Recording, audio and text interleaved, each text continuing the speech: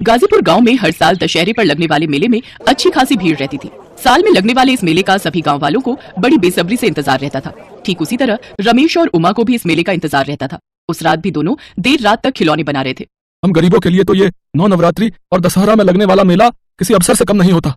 रामलीला मैदान के बाहर दुकान लगाने से जो हम गरीबों की बिक्री होती है, उससे हम गरीबों का घर कई महीनों तक चलता है। राम जी से बस एक ही विनती है कि इस बार भी हमारी अच्छी बिक्री हो जाए। हाँ हाँ, ऐसा ही होगा। भला आपसे अच्छे खिलौने बनाता भी कौन है इस गांव में? आप देखना जी, पिछले साल की तरह इस बार भी हमारी अच्छी बिक्री होगी। चलो उमा, अब काफी खिलौने बनकर तैयार हो गए हैं, अब सो जाते हैं। सोच रहा हूँ सुबह तड़के जागकर गांव भर में जाकर खिलौने बेचने निकल जाऊंगा, फिर शाम होने पर मेले में जाकर भी तो खिलौने बेचने हैं ना। वो दोनों देर रात काम कर थक हार कर सो जाते हैं। अगली सुबह रमेश सर पर टोकरी उठाए गांव में खिलौने बेचने निकल पड़ता है। सारा दिन धूप में भटकने के बाद रमेश शाम को मेले में पहुंचता है। वहां पहुंचकर वो हैरान रह जाता है। राम मंदिर के बाहर खिलौनों की बड़ी बड़ी दुकानें लगी होती हैं। अरे राम मंदिर के बाहर तो खिलौनों की बड़ी दुकानें बन गई हैं।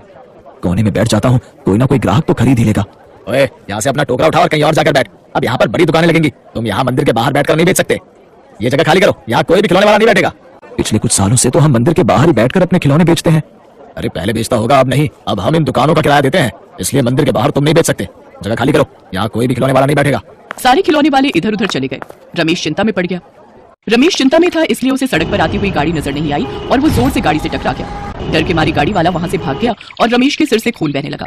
रमेश बेहोश था। कुछ लोग उसे उठाकर अस्पताल ले जाने लगते हैं। तभी रमेश के साथ रहने वाला मुकेश ये सब देख लेता है और वो दौड़कर उमा को बताता है। ये सब क्या हो गया? हे प्रभु, ऐसा दुख क्यों?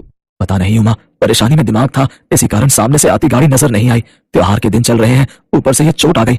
अब सब कैसे होगा? बहुत नुकसान हो जाएगा उमा।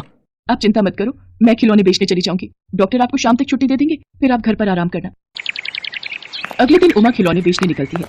भैया जी खिलौने ले लो। दीदी जी ये देखो, तीर तलवार धनुष गदा रंग बिरंगी। मेरे खिलौने तो कोई भी नहीं खरीद रहा, सब मंदिर के सामने बनी बड़ी दुकानों से ही खरीद रहे हैं। अब मैं क्या करूं? हे राम जी मदद करो।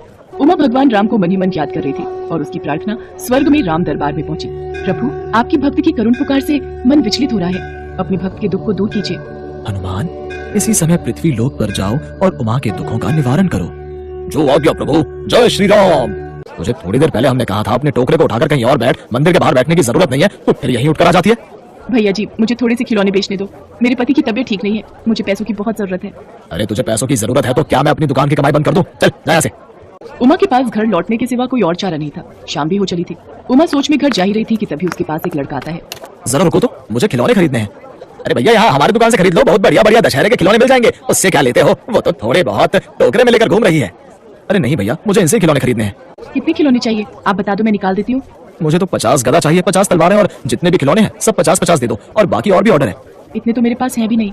ओ भैया इधर आओ, मैं तुम्हें ऑर्डर पूरा करके देता हूँ। मैंने एक बार कह दिया ना कि मैं इनको खिलौने बोल चुका हूँ। अब तुम अपना मुंह बंद करके बैठो, दूसरों के काम रोककर अपनी दुकान चलाते हो। सबको भगवान के मंदिर के बाहर दुकान चलाने का हक है, और भगवान राम ही जाने कब किसका पलड़ा भारी हो जाए, कुछ नहीं पता कब किसकी किस्मत पलट जाए। आप ये 50,000 रुपए एडवांस रखो और दशहरे वाले दिन सभी खिलौने बनाकर यहाँ राम मंदिर में ले आना। दशहरे के मेले में यहाँ आए सभी बच्चों को हमारी तरफ से मुफ्त में ये खिलौने बांटे जाएंगे। उमा वो रुपए लेकर खुशी खुशी घर चली जाती है और उमा घर जाकर सारी बात रमेश को बताती है। रमेश ये सुनकर हैरान रह जाता है कि उन्हें खिलौने बनाने का इतना बड़ा ऑर्डर मिला है। वो अपने साथ कुछ कारीगर और रख लेते हैं ताकि काम जल्दी हो सके, और दशहरे वाले दिन तक उमा और मदन सारे खिलौने बनाकर तैयार कर लेते हैं। सुनो, आपने 2-3 दिन से बिल्कुल आराम नहीं किया, अब आप दवाई लेकर आराम करो, तब तक मैं ट्रक में ये सारा माल राम मंदिर पहुंचा कर आती हूँ। उमा ट्रक में सारे खिलौने लेकर राम मंदिर पहुंचती है। आपने दशहरे के खिलौने बहुत बढ़िया और मजबूत बनाए हैं। किशोर बेटा, अच्छा इन्होंने मंदिर के लिए खिलौने बनाए हैं। नमस्ते बहन जी। नमस्ते। ये मेरे पापा हैं। पापा, पुजारी जी बिल्कुल ठीक कह रहे थे, इनके हाथों में अद्भुत कला है। इन्हें ऑर्डर देकर हमने बिल्कुल ठीक किया। कौन से पुजारी? मैं कुछ समझी नहीं। अरे इसी राम मंदिर के पुजारी जी, जो यहाँ के सेवादार हैं। तभी राम मंदिर के सेवादार पुजारी जी आ जाते हैं। नमस्ते रोशनलाल जी, कैसे हो? बड़े दिनों बाद मुलाकात हुई। और बेटा किशोर, क्या हालचाल है? पुजारी जी हम तो आपको 2 दिन पहले ही मिले थे, आपने ही तो हमें इनके बारे में बताया था। जो दशहरे के मेले के लिए खिलौने बनवाने थे वो इन्होंने ही तो बना कर दिए हैं। मैंने बताया था, पर मैं तो आपको बहुत दिनों के बाद देख रहा हूँ। हे प्रभु, मुझे इतने वर्ष हो गए इस राम मंदिर की सेवा करते हुए, पर आपके कभी दर्शन नहीं हुए। आपकी ये कैसी लीला है प्रभु? सब लोग हैरान रह जाते हैं। उन्हें यकीन हो जाता है कि हो न हो उमा पर भगवान राम की कृपा हुई है। जब ये बात रमेश को पता चलती है तो वो भी उमा के साथ राम मंदिर जाता है और दशहरे की पूजा करता है। शाम के समय रावण, कुंभकर्ण और मेघनाथ के पुतले जलाए जाते हैं। मेले में आए सभी बच्चों को उनके जाते हैं। इस घटना के बाद किशोर और उसके पिता उमा और रमेश को खिलौनों की फैक्ट्री खोलकर दे देते हैं। भगवान राम, माता सीता और हनुमान जी स्वर्ग में आसन पर विराजे मुस्कुरा रहे थे। उनके आशीर्वाद से उमा और मदन की जिंदगी बदल जाती है और उनके पास अब किसी भी चीज की कोई कमी नहीं थी।